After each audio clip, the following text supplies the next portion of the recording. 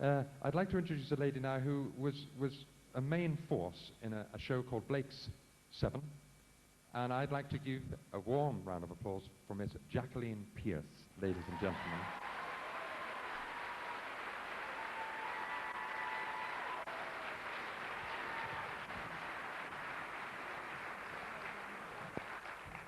Hi. Thank you. Actually, I don't know if you've got a program, but what I was going to do tonight was Lady Anne's coffin speech from Richard III. And I have actually been working on it all afternoon. And it was only when I was walking out tonight that I thought, it's no good, I can't do it. Because it's actually rather a sad speech. And I'm going through a few problems in my life at the moment. And, well, actually, I've just broken up with my boyfriend. So I thought, it's no good, Jack, you can't get through it. And the thing to do is, you're here in Chicago, you're among friends, and I'm a great believer that if I talk about what's going on, then I can get it off my chest and then move on with my life. So if that's all right with you, I'd rather do that instead. Because actually, I don't have much trouble. I mean, I don't have a lot of luck with boyfriends.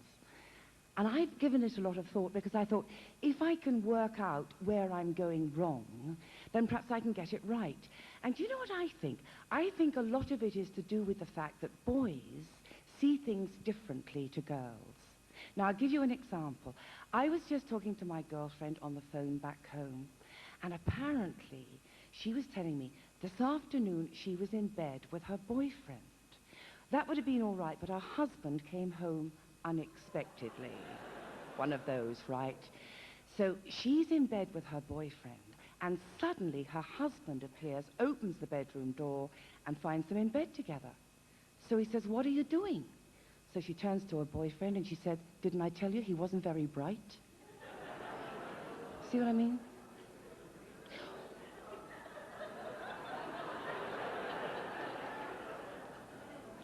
What do you call a man with half a brain?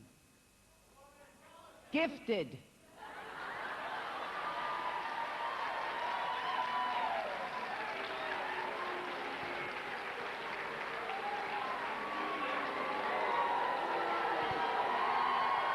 Settle down, boys and girls.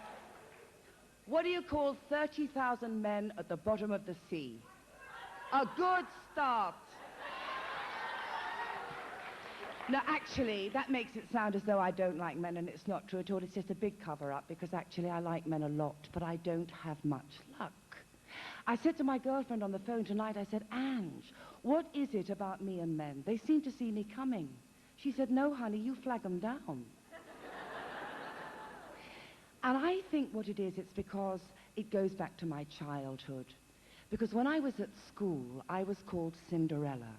Because actually there are quite a few parallels between my life and Cinderella. Because when I was very little, my mother left me. So then my father married again. But it didn't work out because my stepmother didn't like me. So like Cinderella, I had a wicked stepmother. Now, I know Cinderella had 2 stepsisters, but I only had one. I only needed one because she was so ugly. Really, she's a size 48 and she shaves. That girl has problems.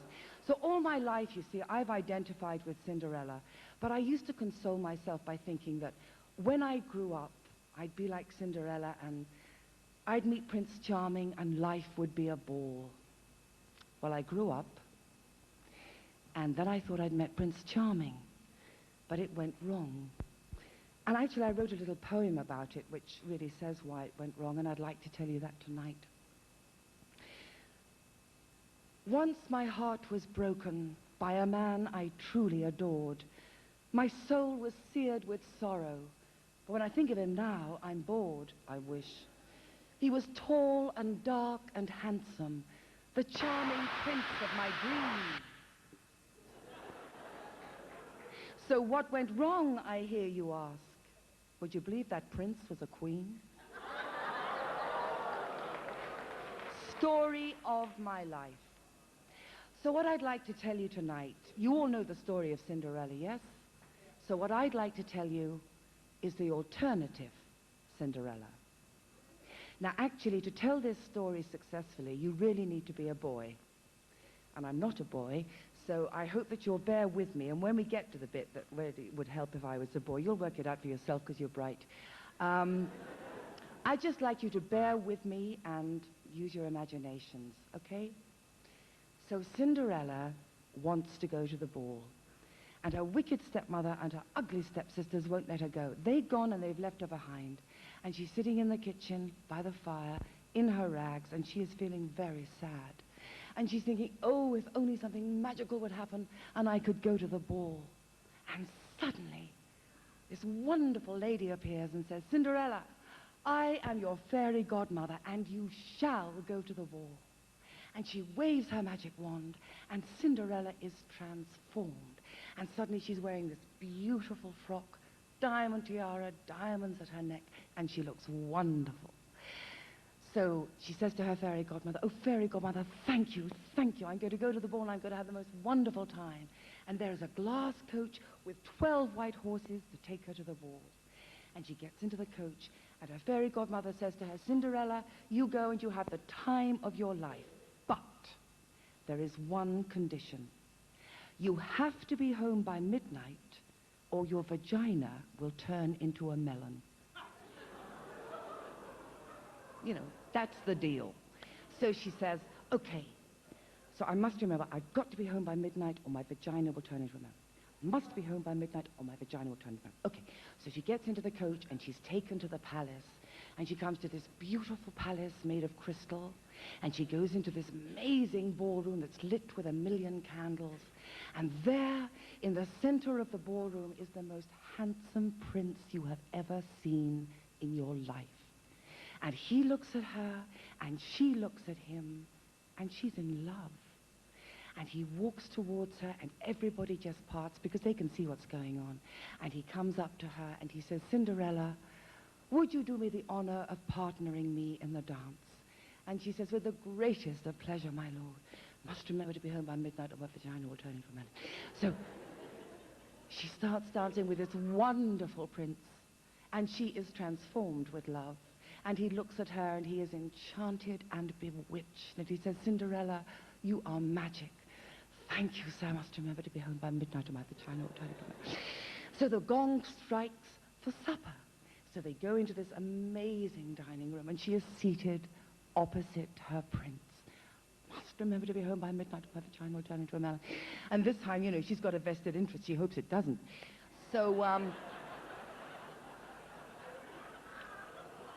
fate is on her side. She sits down opposite her prince, and as fate would have it, the first course is melon. So she thought, gosh, how lucky, because that's going to remind me I've got to be home by midnight, otherwise my vagina will turn into a melon. Now, this is the bit where it would help if I was a boy. So the prince picks up the melon, and he goes...